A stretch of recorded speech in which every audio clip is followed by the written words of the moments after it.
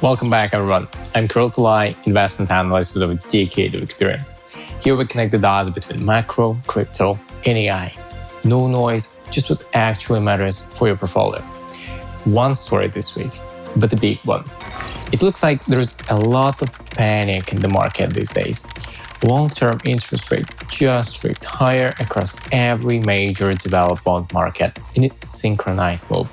The US 30-year rate above 5%, the Japan 30-year above 4% for the first time in history, the UK 30-year at the highest level since 1998, and the German Bund at a 15-year high. We're going to walk through what is driving it, why there is so much panic over it in the market, and why the Japan playbook of the past 2 years tells us this is close to an opportunity rather than a regime break. Quick disclaimer, nothing on this channel is financial advice. I'm sharing my views and analysis, but you always do your own research. This video was created in collaboration with the IT company Anderson.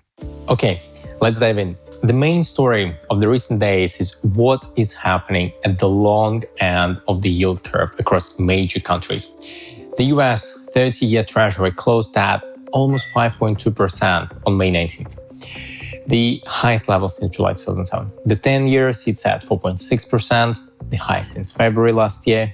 The 2-year is at 4.1% almost. The curve is getting steeper. Short rates controlled by the policymakers are not moving, while the long end is marching higher. And this is not only a US story. The Japanese 30-year bond rate broke above 4% for the first time in history. It printed 4.2% this week. The 20-year sits at 3.6% almost, a multi-decade high. The 10-year is at 2.8%, a 29-year high.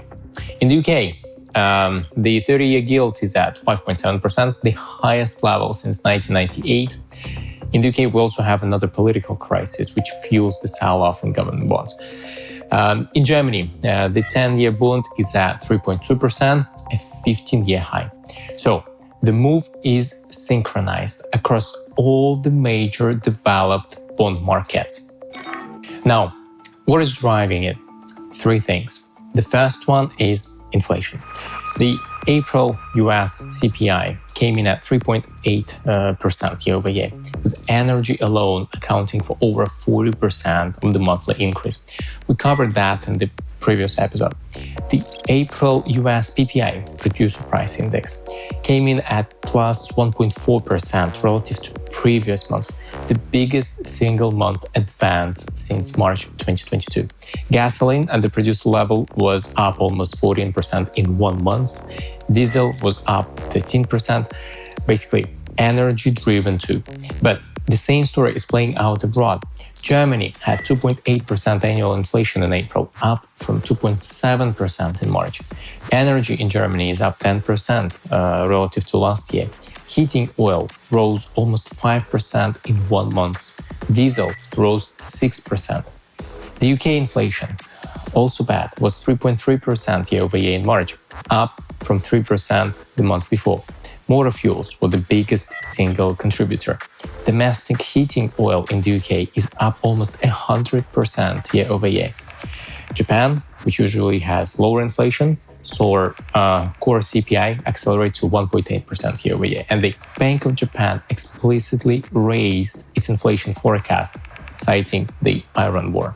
Every major developed economy is importing inflation through the same channel, energy. Now, the second cause is the Iran situation itself. The Strait of Hormuz is still effectively shut. There is no diplomatic path. A lot of headlines, but nothing really changes. And the market is starting to price the possibility that this stays for longer than expected, rather than resolving in weeks. And finally, in this context, the Fed funds futures have completely repriced over the past month. A month ago, the market was pricing rate cuts for the rest of 2026. After the April CPI and PPI prints, the market is now pricing the next Fed move as a hike. The December meeting this year carries roughly 51% odds of a hike. January 2027 sits at around 60%. That is a complete pivot in expectations, and that is what is pushing the rates higher. Now, the market reaction. Risk assets are pulling back. The Nasdaq, which had been driving the broad indices higher, is unwinding. Semiconductors and memory names are going down sharply, around 20% in a couple of days. This is the standard repricing reaction to a fast move in rates. High discount rates compress equity valuations, especially for the highest multiple growth names or momentum trades. So far, nothing in this reaction is unusual. The question is whether this is the start of a bigger correction or just a digestion phase and an opportunity to enter the market for those sidelined due to worries around the Iran situation. Here's the most important historical playbook for this story. In March 2024, the Bank of Japan abandoned yield curve control and exited the negative nominal interest rate regime. That was the regime break. Since then, the 10-year rate in Japan has risen from around 1% to 2.8%. The 30-year has risen from around 2.5% to 4.2%. Long end yields in Japan went up by roughly 170 to 180 basis points in 17 months. Now, look at the Nikkei, Japanese stock index, of the same period. End of 2024, the Nikkei was around 40,000. And on one of the days this week, it closed at almost 60,000. That is a 50% gain of the same window that long yields ripped higher. The rule that says rising long yields are automatically bad for equities did not hold in Japan. Let's try to see why. First, the yield curve steepened, and that is the most important point. A steeper curve is structurally good for bank credit. Banks borrow at the short end and lend at the long end. When the spread widens, lending margins expand and banks have an incentive to push more private credit into the economy. That is exactly what happened in Japan. Pre-pandemic, between 2018 and 19, Japanese bank lending was growing at about 2% per year. Through 2024, after the Bank of Japan ended yield curve control, that rate climbed to 3.3%. By November 2025, it was 4.2%. And then 2026 kept accelerating, 4.5% in February, 4.8% in March, and 5.4% in April. The private sector is borrowing again in Japan. Second, despite the long end moving up, real short rates in Japan are still negative. The Bank of Japan's policy rate is 0.75%.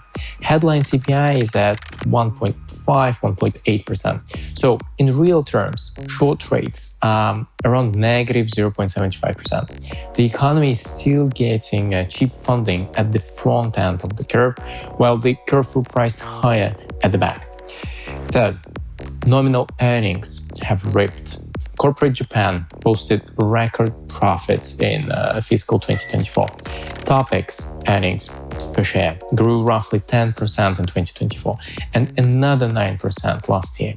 The forecast for this year is another 9%, with both the manufacturing and non-manufacturing sectors hitting all-time highs. So, Japan showed that a steeper curve can fuel bank lending, lead to earning growth, and moderately increase inflation. And equities go higher in this environment as the central bank is not aggressively fighting inflation. The Bank of Japan has been increasing rates, but very slowly. So overall, it was a very good environment for risk assets in Japan. Now, back to today's situation. What is actually concerning is not the level of rates, it is the velocity. The MOVE index, which measures treasury volatility, sat at around 67 points on May 8th. That is a calm reading. On May 15th, the day of the US CPI print, it jumped to 80. This week, it pushed up to 86.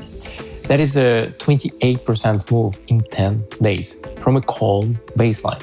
The repricing has happened too fast. and policymakers have already started to lean against it. The response is not panic, but it's real and it is coordinated. The US Treasury issued a 30-day general license this Monday, allowing the purchase of Russian seaborne oil. The official rationale is that countries cut from Gulf oil due to the Iran conflict, mainly in Asia, need an alternative source of supply. The real effect is to add more crude to global markets and cap the energy pass-through into inflation as oil prices go lower. So, with this measure, the US Treasury is trying to influence the bond market, not only the oil price. In Japan, the Ministry of Finance intervened in the foreign exchange market in early May, I believe, the first FX intervention since 2024. This week, the Japanese finance minister has also publicly stated that she's coordinating closely with the US Treasury on currency markets and watching the bond market closely. And even the Bank of Japan already commented on the issue. Speaking after the G7 finance ministers and central bankers meeting in Paris, Governor Ueda said he's, in his words, aware that long-term interest rates are rising rapidly. He added that the Bank of Japan will closely monitor signs of upward price pressure, will take appropriate monetary policy to achieve the inflation target, and will work closely with the government on the bond market situation. The last piece is the most important. The Bank of Japan and the Japanese government coordinating on the bond market. This is a soft signal that direct support is on the table if needed. It is not yield curve control restoration, but it is a clear message that the central bank is watching and willing to step in.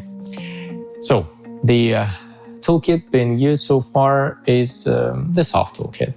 Sanctions waiver to add oil supply, FX intervention to stabilize the yen, verbal jawboning from the Bank of Japan and Ministry of Finance. These are not emergency tools, but they clearly show that policymakers are already concerned and taking action. This brings us to the question the bond market is really asking. Can the Fed, with its new chair, actually hike? The first FOMC meeting under the Fed chair, Kevin Warsh, is scheduled for mid-June. That is roughly 4 weeks away. Warsh is being sworn in at the White House on Friday, May 22nd. He will stand next to the president, who has publicly demanded rate cuts for the past year.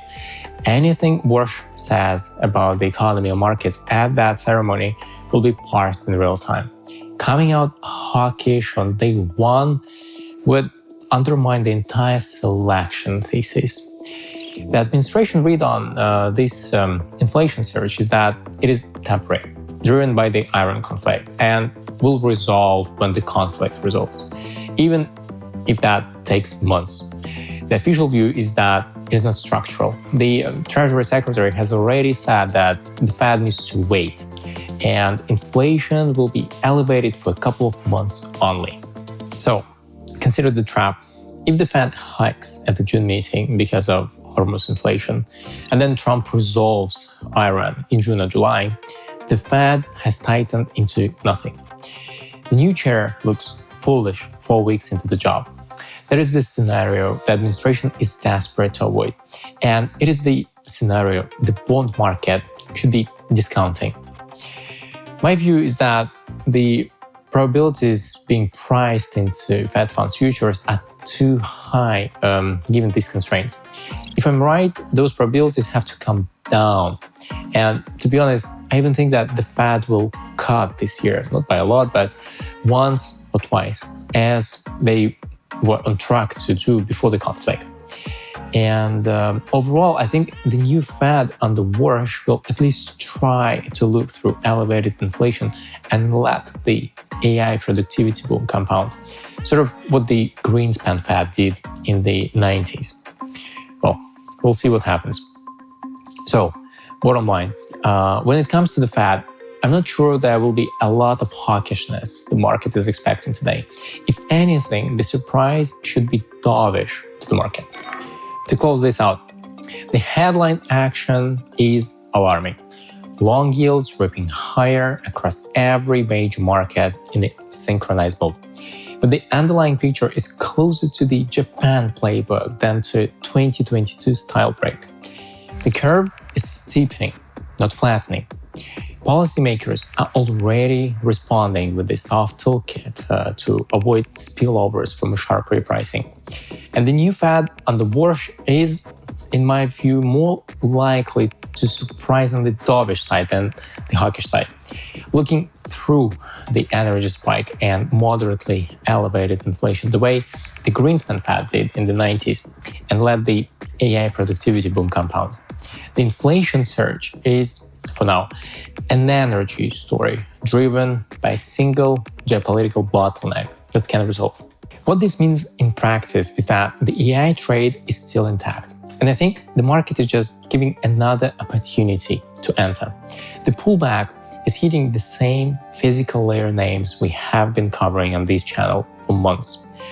Semiconductors broadly, CPUs in particular, where Intel itself has spent billions per quarter of unmet demand. Power semiconductors, the silicon carbide names like Wolfspeed, ON, Infineon, and STM. Not all of them are significantly lower today versus a couple of weeks ago, but some are. And maybe the market will give a slightly better entry point next week. Who knows? The energy and the materials that the entire AI capex cycle physically depends on are also attractive. The $700 billion hyperscaler capex run for 2026 is still in place, and even higher for 2027. A repricing in rates does not change the physical scarcity problem. It just gives a better entry, in my opinion. What I would watch over the next 4 weeks. First, oil and the situation in Iran. If the Strait of Hormuz reopens or the conflict de-escalates, the long end rolls quickly. Inflation is no longer a problem. The entire setup resolves. The market takes off. Second, the Warsh swearing in on May 22nd and the June FOMC.